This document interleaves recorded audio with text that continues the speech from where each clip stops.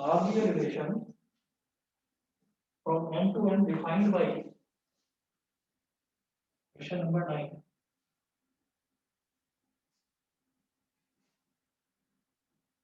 R is equal to AB such that A comma B belongs to n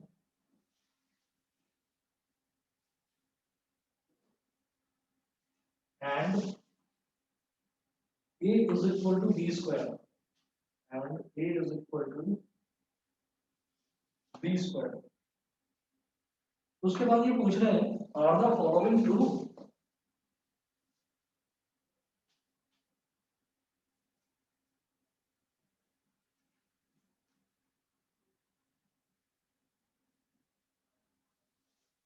are the following true. अब देखिएगा relation ये दे रखा है कि जैसे हम कभी भी रिलेशन की बात करते हैं तो रिलेशन में हमेशा ऑर्डर्ड पेयर होते हैं. ऑर्डर्ड पेयर का मतलब क्या है कि उसमें एक एक एलिमेंट ना होकर दो दो एलिमेंट का पेयर होता है. जैसे ए कॉमा बी है ना, तो इन्होंने बोल दिया कि जो पहला एलिमेंट होगा वो भी नेचुरल नंबर होगा, जो दूसरा एलिमेंट होगा वो भी नेचुरल नंबर होगा. और रिलेशन क्या दे रखा है कि a is equal to B square, ये दे रखा है. हम लोग पूछ रहे हैं कि based on this are the following true. तो सबसे पहले फर्स्ट वाला देखिएगा.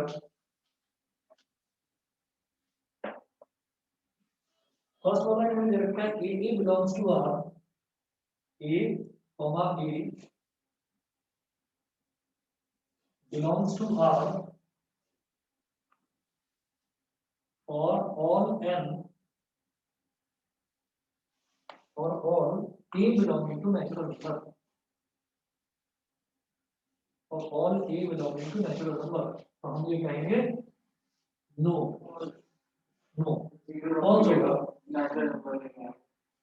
जीरो होगा तो नेचुरल नंबर क्या आएगा, सिर्फ ये वन के लिए तो सेटिस्फाई कर रहा है कि वन वन, तो वो तो ठीक है, वन का जो स्क्वायर है वो भी वन ही होता है. लेकिन अगर मान लीजिएगा कोई दूसरा नंबर ले लो, नो, बिकॉज रिलेशन क्या है बेटा कि ये पहला वाला एलिमेंट दूसरे वाले एलिमेंट के स्क्वायर के बराबर होना चाहिए. Because a is not equal to a square always. ये नहीं होगा, हमेशा नहीं होगा. a is equal to a square ये सिर्फ और सिर्फ वन के लिए ही ट्रू है. वन अगर है मतलब a की वैल्यू ये वन है और ये भी वन है, वन कॉमा वन अगर मैं लूंगा तो ठीक है कि वन जो है मतलब a यानी कि वन जो है वो वन के स्क्वायर के इक्वल है. ठीक, लेकिन हम अगर मान लीजिए टू ले लेते हैं तो two is not equal to two का square, three is not equal to three का square, four is not equal to four का स्क्वायर. तो इस वजह से ये वाला फॉल्स है. उसके बाद सेकंड पार्ट देखिएगा.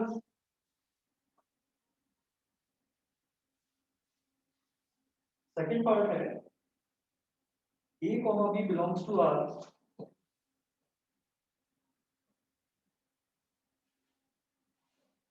A comma b belongs to r implies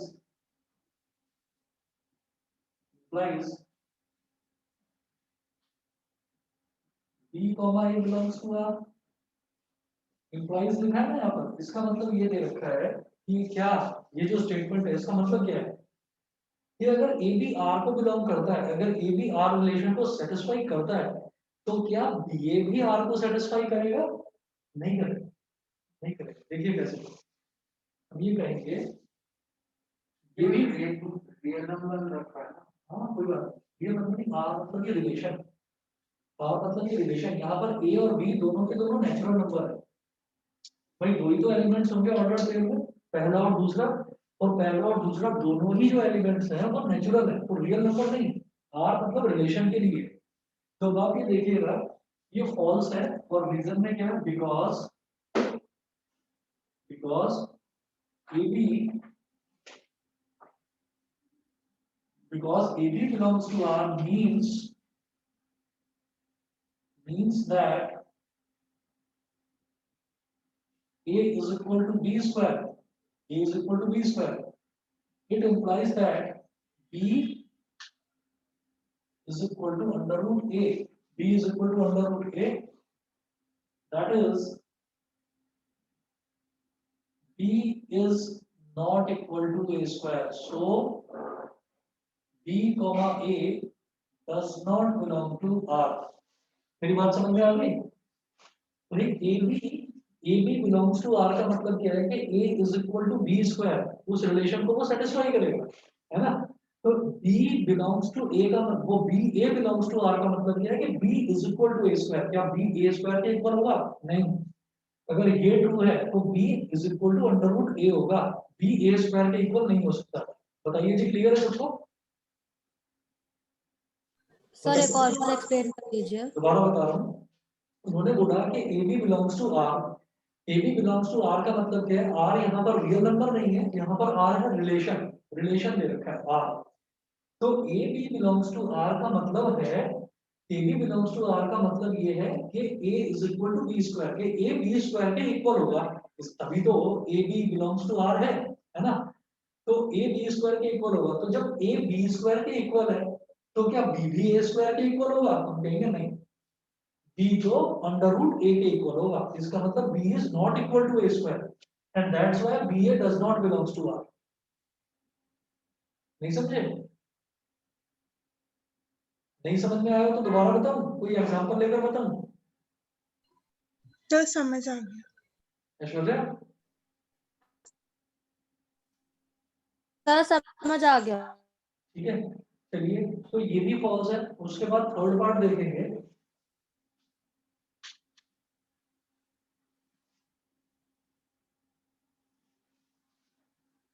third part है A B belongs to R. A B belongs to R comma BC belongs to R।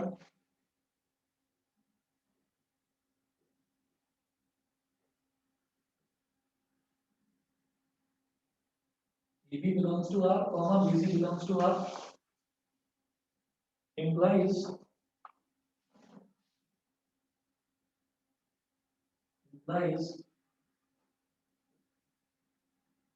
AC belongs to R। ठीक है, इन्होंने ये बोला कि अगर A कॉमा B, अगर A comma B ये इस रिलेशन में, ये इस रिलेशन को सेटिस्फाई करता है, बिलोंग करता है, B कॉमा C वो भी उस रिलेशन को बिलोंग करता है, यानी कि सेटिस्फाई करता है, तो इसका मतलब ये है कि A कॉमा C भी उस रिलेशन को बिलोंग करेगा। एक बार देखते हैं करके, एक बार देखते हैं C क्यों A के बराबर होगा। आइए देखते हैं, देखो हम ये कहेंगे कि AB बिलोंग्स टू R। इसका मतलब क्या है? बिल्कुल ठीक, इसका मतलब है A is equal to B square and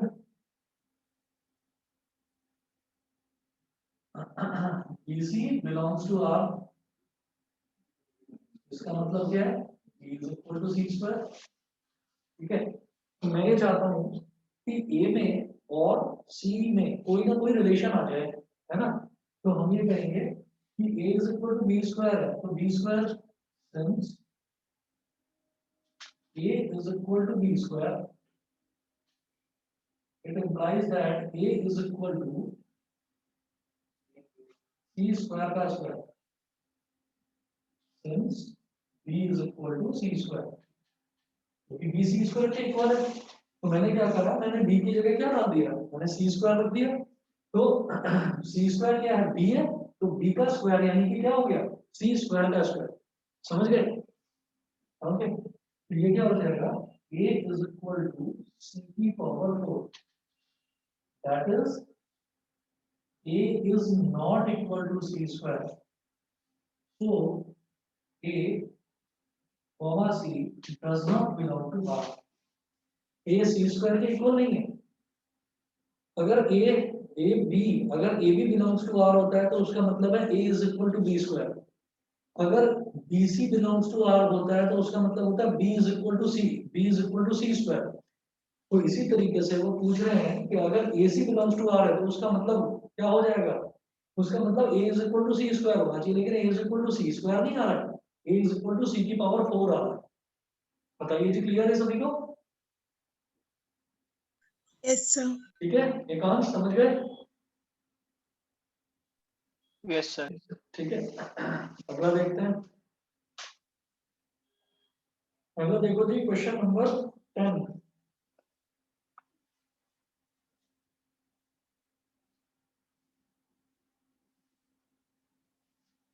question number 10, question number 10 में है that a is equal to 1 2 3 4,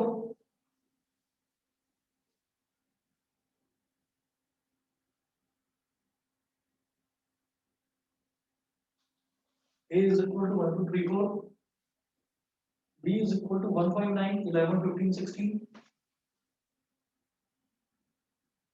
b is equal to 1 5 9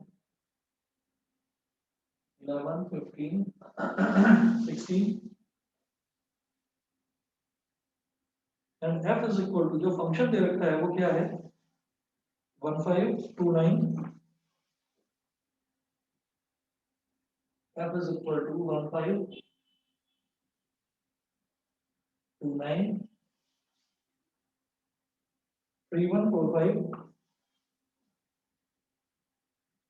3 1 4 5 2 11, bracket 1, are the following true, are the following true, फिर से वही चीज है, एक क्वेश्चन पूछा जा रहा है, उसमें फर्स्ट पार्ट है f is a relation from a to b, first part है f is a relation from a to b, अभी अभी देखते हैं,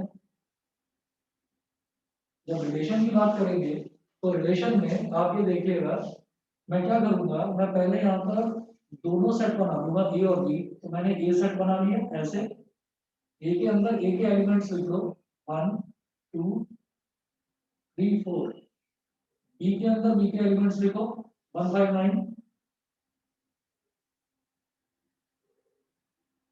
1 5 9 11 15 16, फिर देखो फंक्शन क्या है, 1 5 से रिलेटेड है, 1 इज रिलेटेड टू 5, 2 9 से रिलेटेड है, 2 इज रिलेटेड टू 9, 3 1 से रिलेटेड है, 3 इज रिलेटेड टू 1, 4 5 से रिलेटेड है, 4 इज रिलेटेड टू 5, और लास्ट में 2 11 से रिलेटेड है, 2 इज रिलेटेड टू 11, यही गड़बड़ हो गई बस, यही गड़बड़ हो गई कि एक एलिमेंट की एक ही यूनिक इमेज होनी चाहिए, मतलब एक एलिमेंट फंक्शन होगा, हाँ फंक्शन पूछ रहे हैं कि function relation is relation, oh sorry sir, ठीक है, is f is a relation from a to b, तो सबसे पहले वो पूछ रहे हैं कि f is a relation from a to b, तो हम ये कहेंगे यस, f जो है a से b में रिलेशन तो है, लेकिन तो ये क्या हो जाएगा, ये तो हो जाएगा yes, it is a relation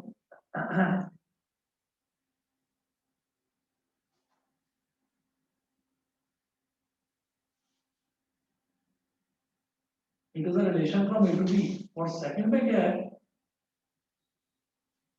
second में है कि नो, और रीजन सेकंड का क्या है कि देखो फंक्शन होने के लिए जो इधर वाला जो सेट है ना, जैसे ये वाला सेट है हमारा क्या सेट ए है, और ये वाला सेट है बी, तो आप ये देखिएगा कि फंक्शन होने के लिए क्या चीज जरूरी होती है कि इधर के जितने भी एलिमेंट्स है ना, उनकी जो इमेज है वो यूनिक होनी चाहिए, मतलब हर एलिमेंट किसी एक एलिमेंट से रिलेटेड हो, इधर का जितने भी एलिमेंट है वो किसी एक से ही रिलेटेड हो तो ठीक है, आप ये देखिए 1 है, ये 1 5 से रिलेटेड है, यानी कि 1 का रिलेशन सिर्फ 5 के साथ है, सिर्फ एक एलिमेंट के साथ है, फिर 3 की बात करें तो 3 का रिलेशन 1 के साथ है, यानी कि 3 का रिलेशन सिर्फ 1 के साथ है, सिर्फ एक एलिमेंट के साथ है, 4 का रिलेशन 5 के साथ है, कोई प्रॉब्लम नहीं, 4 का रिलेशन सिर्फ 5 के साथ है ना, लेकिन जो 2 है, 2 का रिलेशन 9 के साथ भी है, 2 का रिलेशन 11 के साथ भी है, यानी कि एक एलिमेंट का रिलेशन अगर दो एलिमेंट्स के साथ में हो जाता है तो फिर वो फंक्शन नहीं होता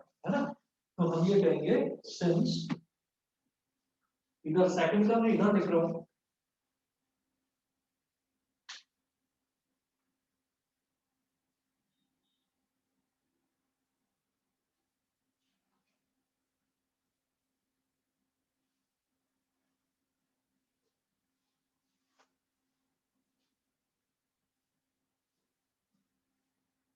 सेकंड पार्ट है since the element since the element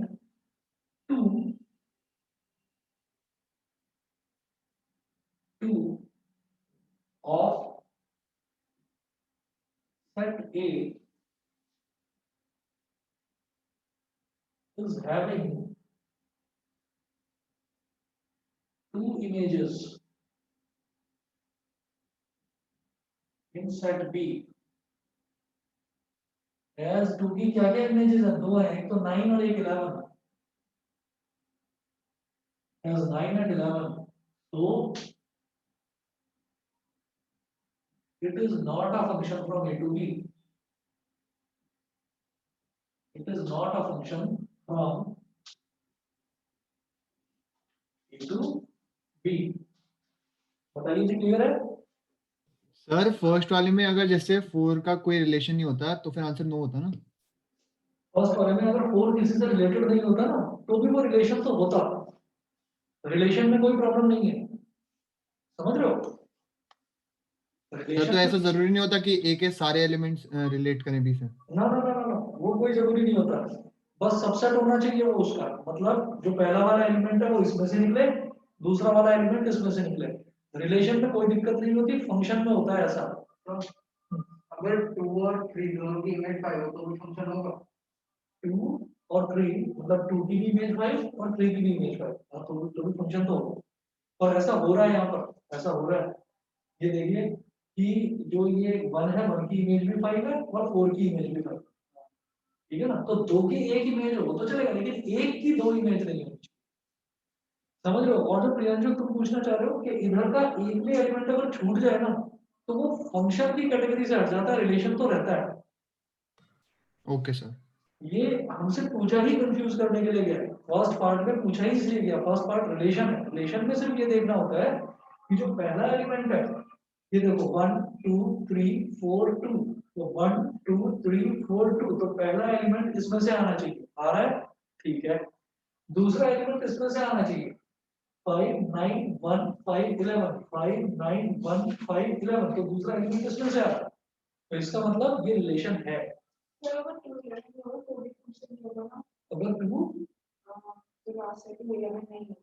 2 11 नहीं होता तो फिर ये फंक्शन होता ना ना, जैसे 2 है ना, 2 तो 2 की इमेज क्या है 9 और 2 की इमेज 11 भी है, तो एक एलिमेंट की दो इमेजेस नहीं हो सकती, अगर ये 2 11 में हटा दूंगा तो फिर ये फंक्शन हो जाएगा।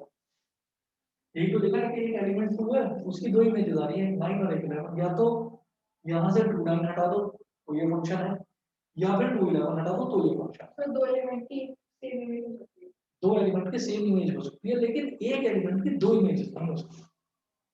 बताइए, क्लियर है ये? आर्यन क्लियर है? पता नहीं माइक तो चला इसका लेकिन आवाज नहीं है। आर्यन बोला होगा आवाज नहीं।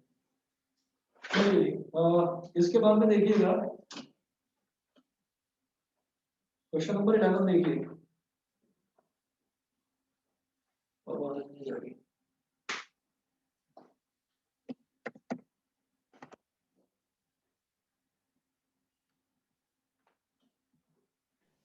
मतलब चेक कैसे करेंगे कि कहीं ना कहीं तो आ ही सकता है। अब देखता हूँ, क्वेश्चन नंबर 11 देखिएगा। क्वेश्चन नंबर 11 में क्या दे रखा है, that f be the subset of z cross z defined by f is equal to, अच्छा, तो f is equal to function f is equal to ab comma a plus b, ab comma a plus b,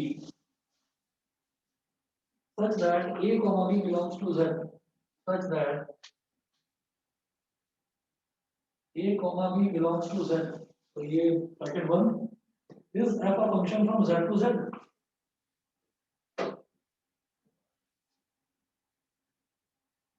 is function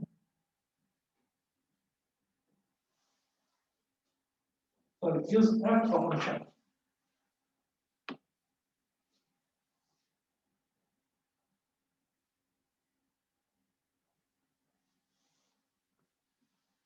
is f a function from z to z। वो पूछ रहे हैं कि f जो है वो कोई फंक्शन है या नहीं है, तो कैसे नहीं है? एक बार हमने A1 ले लिया, B2 ले लिया, एक बार B1 ले लिया, A2 ले लिया, दोनों का प्रोडक्ट 2 होगा लेकिन सम 3 आएगा। f be the subset of z cross z, f be the subset of z cross z। ठीक है, z cross z का मतलब पता है क्या है? z हो गए हमारे इंटीजर, ठीक है, और हमारा जो z है +1 आ गया तो सब में फिर मतलब आ जाएगा। मतलब ये नहीं, एक मिनट सुनिए तो सही। z क्रॉस z दे रखा है, ये इसमें ना बेटा ये दे रखा है f be the subset of z cross z। z cross z का मतलब क्या है? मतलब z क्रॉस z का मतलब है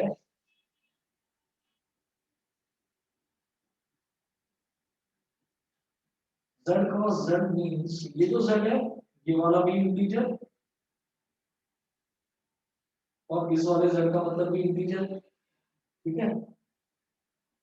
तो अब ये इसका ना सबसेट होगा z क्रॉस z का। तो z क्रॉस z क्या होता है? Cartesian product. कार्टेशियन प्रोडक्ट में हमेशा दो नंबर आते हैं x, y, इस तरीके से करके दो नंबर आते हैं हमेशा कार्टेशियन प्रोडक्ट में।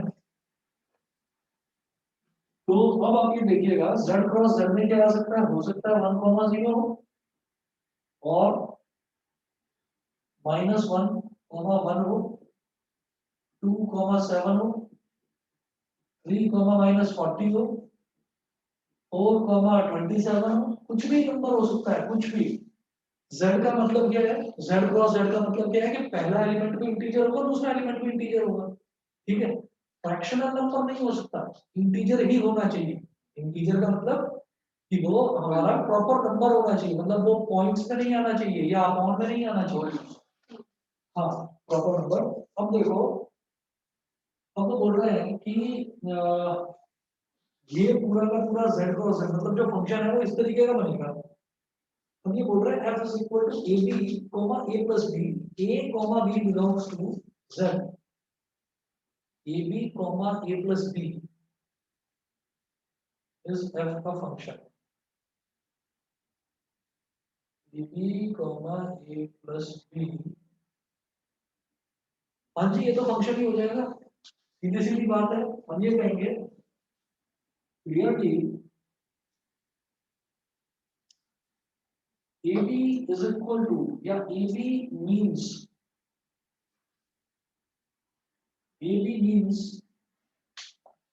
that integer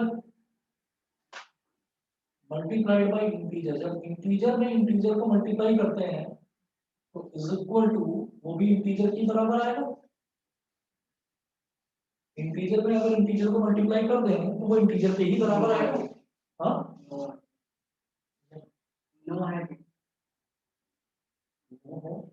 अच्छा, फंक्शन नहीं है तो फंक्शन के लिए ऐसा हो सकता है ना कि ए बी के लिए 2 a प्लस b आ जाए।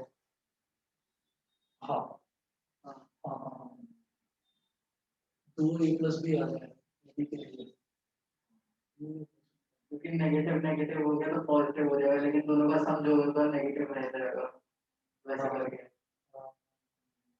जो पॉजिटिव पॉजिटिव होगा उनका भी। हाँ ठीक।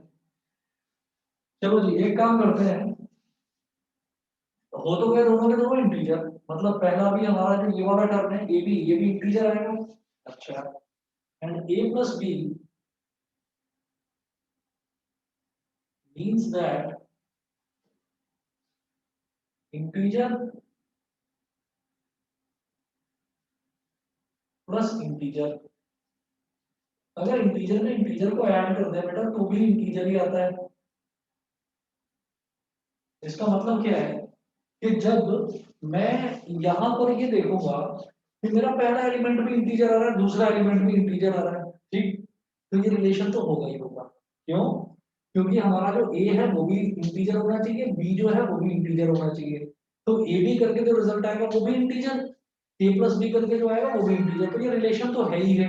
लेकिन फंक्शन के लिए एक क्राइटेरिया और होता है कि हर एलिमेंट की एक यूनिक इमेज होनी चाहिए। हाँ सर, इधर जैसे हमने एक बार ले लिया -1 और बी ले लिया 2, हाँ। तो दोनों का प्रोडक्ट हो गया -2, लेकिन उनका समारा है 1। एक बार हमने ए ले लिया -2, बी ले लिया 1, दोनों का भी प्रोडक्ट भी -2 होगा, लेकिन इस बार सम -1 आएगा, तो दो इमेज हो गई -2। चलिए क्या कहते हैं हम एग्जाम्पल, क्या ए को क्या ले लिया, -1 if a is equal to -1, b 2 and b is equal to 2, ठीक है। तो ये क्या हो जाएगा, a b is equal to -1 into 2 यानी कि -2, और a प्लस बी -1 प्लस 2, ये आ गया, ठीक है। अब बताओ और क्या करें। ए -2 ले लिया, now if a is equal to -2 and b is equal to 1, तो ए बी क्या आएगा, -2 इंटू 1 यानी कि -2, और a प्लस बी क्या आ जाएगा, -2 प्लस 1 -1, तो -2 की 2 मिलेगा। बिल्कुल ठीक है। तो हम ये कहेंगे therefore we get two ordered pairs as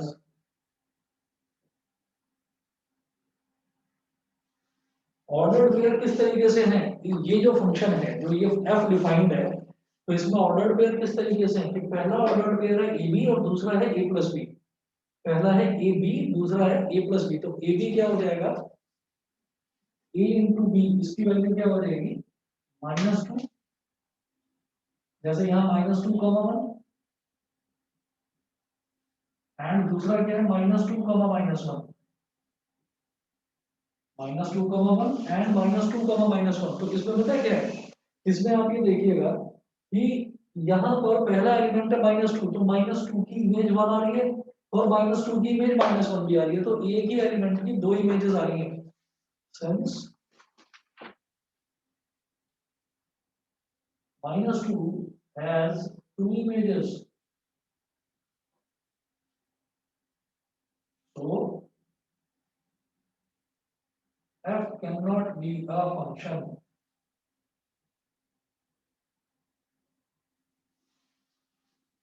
बताइए जी, क्लियर है, यस सर। बताओ आर्यन, क्लियर है।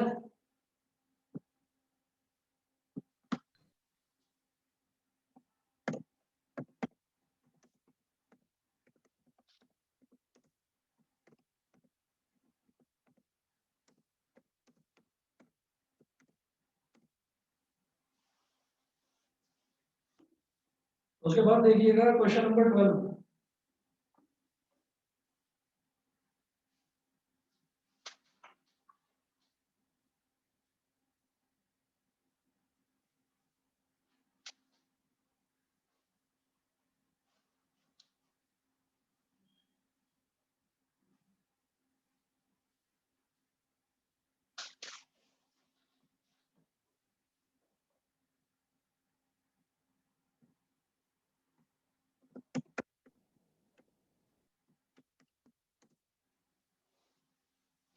क्वेश्चन नंबर 12 देखिए,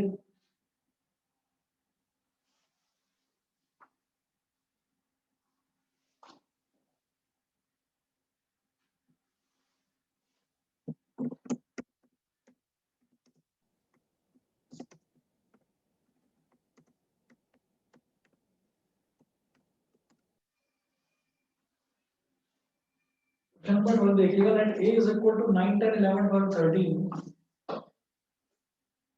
एक सेट a दे रखा है 9, 10, 11, 12, 13, 9, 10, 11, 12, 13, ठीक है। तो अब देखना, let f is equal f, एक फंक्शन दे रखा है a to n,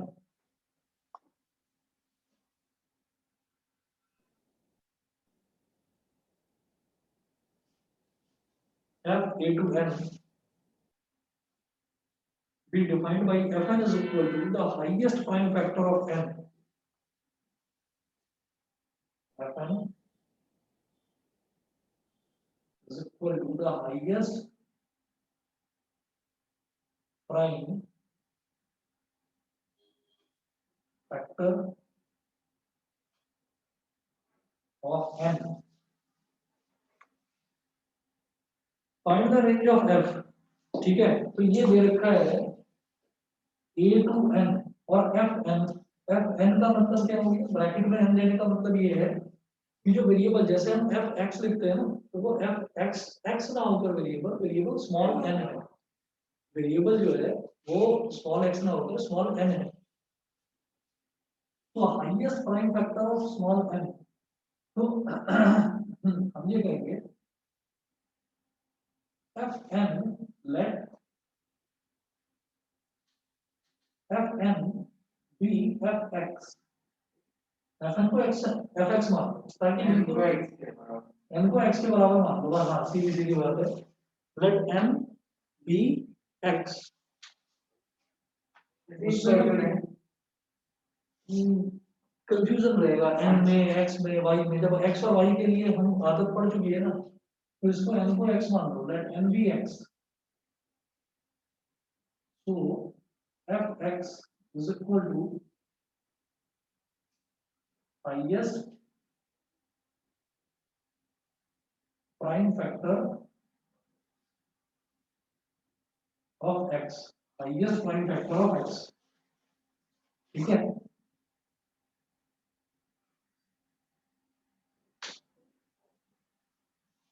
highest prime factor of x। तो हमने ये कहा y is equal to fx होता है, y is equal to fx होता है। तो अब देखो कि यहाँ पर highest prime factor of x, तो ये जो है ना a का मतलब इसमें से तो निकलना चाहिए x, और n का मतलब इसमें से निकलना चाहिए y। समझ गए, जो पहला वाला सेट होता है उसमें से तो पहला एलिमेंट यानी कि x निकलना चाहिए, और दूसरे वाला जो एलिमेंट है उसमें से y निकलना चाहिए, ऐसा होता है। तो मैं ये कहता हूँ y is equal to fx हो गया। जब y is equal to fx है तो वो highest prime factor of x, y जो है वो fx क्योंकि y है, तो y क्या होना चाहिए, x का हाईएस्ट प्राइम फैक्टर। तो जैसे ये n है, जैसे ये x है, तो x क्या है 9। तो हम ये कहेंगे और x is equal to 9, y क्या हो जाएगा 3। मतलब वो हाईएस्ट नंबर जो कि इसको 9 को डिवाइड कर देगा।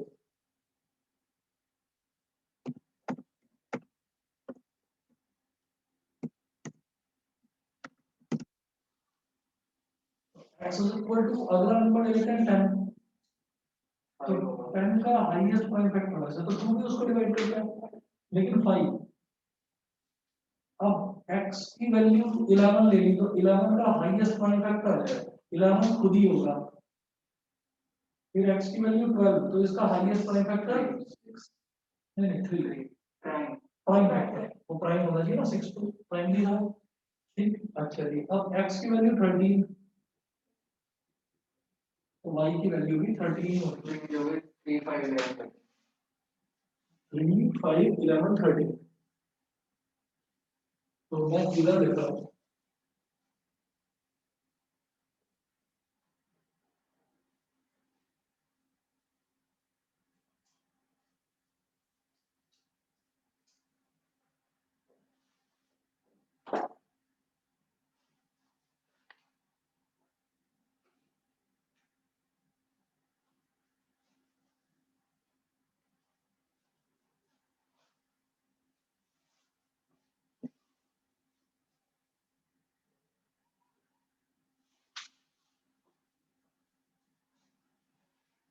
तो हम बोलेंगे वो आपसे इसमें क्वेश्चन नंबर 12 में पूछ रहे थे find the range of f।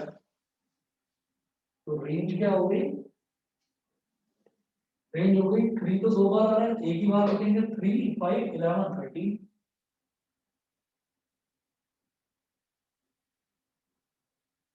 3 5 11 13।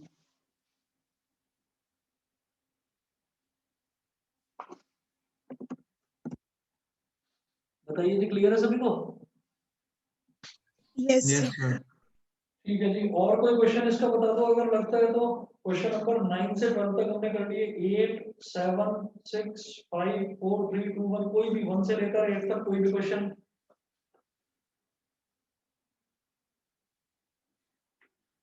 बताइए। नो सर, किसी में नहीं है। बताओ भाई समक्ष। नो सर अभी तो नहीं है। अभी नहीं गिरा है, ठीक है। और Ekansh, Asmi, Aishwarya, Aryan. No sir, problem नहीं है।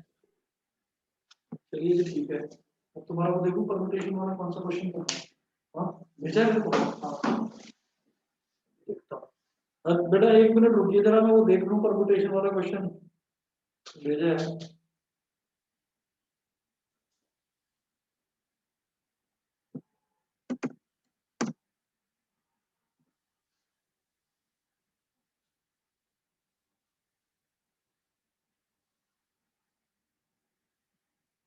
अभी ये मेरे दूसरे नंबर पर है। 1 मिनट जरा टाइम लगेगा इसको खुलने में, 1 मिनट वेट कर लीजिए।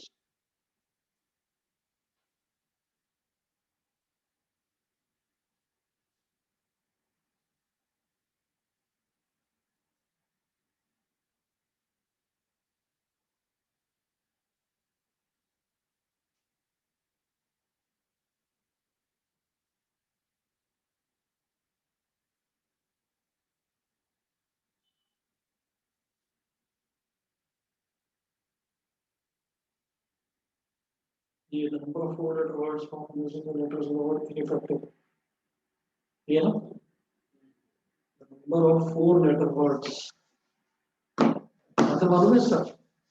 हाँ मैंने सॉल्यूशन में भेज दूंगा दूसरे नंबर पे। मैं कर दूंगा। बेटा क्वेश्चन नोट करिएगा। क्वेश्चन है the number of 4 letter words.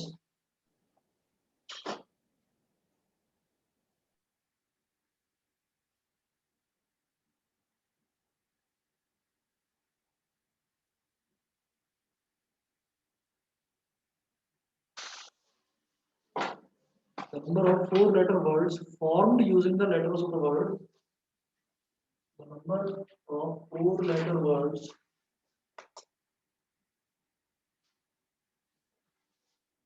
formed using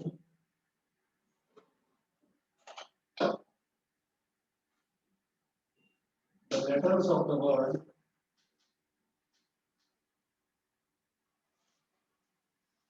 number of 4 letter words formed using the letters of the word ineffective are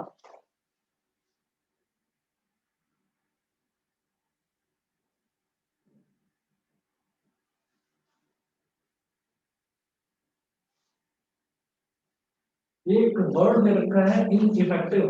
एक वर्ड दे रखा है इनइफेक्टिव, तो इनइफेक्टिव वर्ड के को मतलब इसमें से मेरे को the number of 4 letter words formed using the letters of the word ineffective। और कोई कंडीशन नहीं बस यही number of 4 letter words।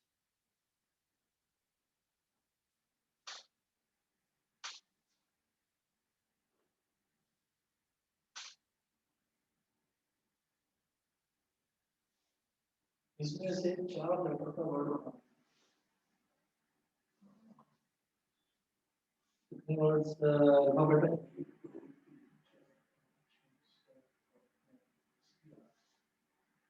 11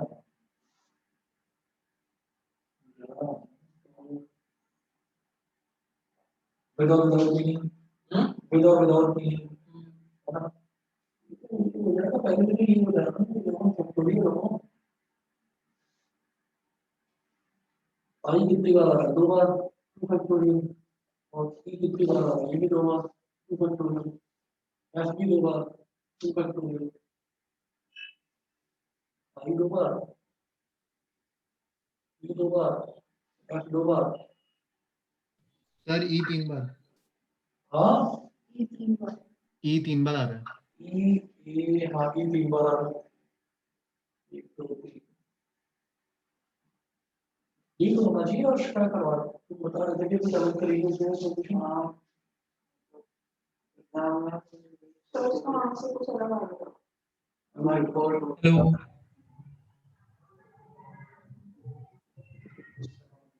sir, अब आवाज आ रही है?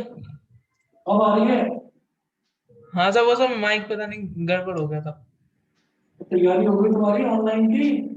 Yes sir. अच्छा, तो अभी तो आज भी दे रहे हो? आज भी दे सकते हो पेपर, तो फिर ऑनलाइन वाला तो नहीं? अभी बाइक की अब आवाज नहीं आ रही है। सर मतलब सर वो समझ में नहीं आया, आपने पूछा क्या? आगे कुछ नहीं ऐसे ही, ऐसे ही। Okay sir. 2 to the 4, 2 3 the 6। पर मेरे हिसाब से ये होना चाहिए, तुम बता रहे थे कि कुछ और 142 142 तो नहीं है, ये तो बहुत बड़ी वैल्यू आ रही है। सर ऐसे है, मतलब बहुत सारे हमने पेड़ बना के सॉल्व करना है, पर हम भी यही करते हैं एग्जाम में, सही बताऊं तो क्या है इसको दिखाओ जरा। तुम कैसे भेज रहे हो सॉल्यूशन में, तुम नहीं हो?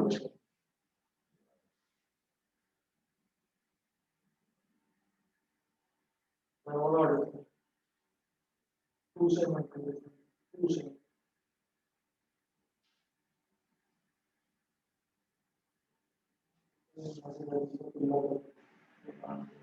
हाँ, एक बात ये ना वो, हाँ, ये ना वो। अच्छा, चलो तुम मेरे को भेज दो फिर, फॉर्मेट करके देखता हूँ उसमें क्या करना है। मैंने भेज दिया। बेटा देखता हूँ इसका, मेरे हिसाब से तो ये होना चाहिए, मेरे हिसाब से ये होना चाहिए, बाकी देखता हूँ मैं क्या है। ठीक है ना, नेक्स्ट क्लास में देखूंगा मैं इसको। ठीक है जी बेटा, आज इतना ही करेंगे।